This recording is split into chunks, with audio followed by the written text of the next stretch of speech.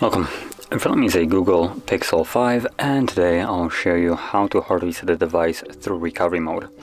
Now this process will also remove a screen lock if you have one that you just don't know. So I'm going to quickly lock the device, and you can see I do have a pattern set, and I'm going to progress from the lock screen as though I don't know my pattern. So number one, hold the power key and select power off. When the device turns off, you want to hold power key and volume down together. So let's start right now, power and volume down.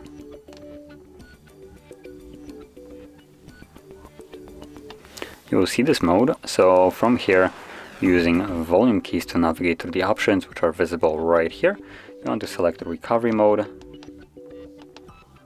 There we go. And confirm it with power key.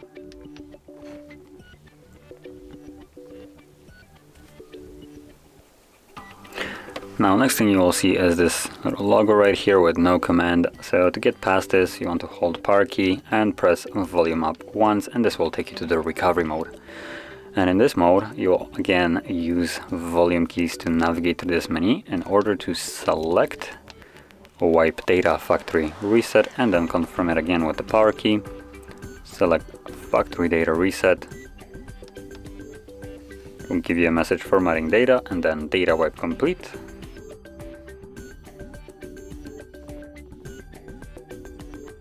As you can see, data wipe complete, at which point reboot system now will be selected by default. So press power key once more. This will initiate the reboot and continue the process in the background.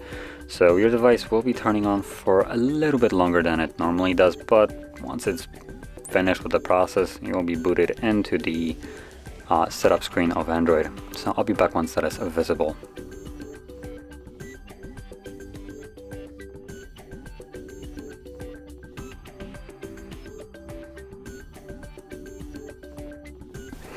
And there we go. As you can see, now the process is finished, and you can set up your device however you like.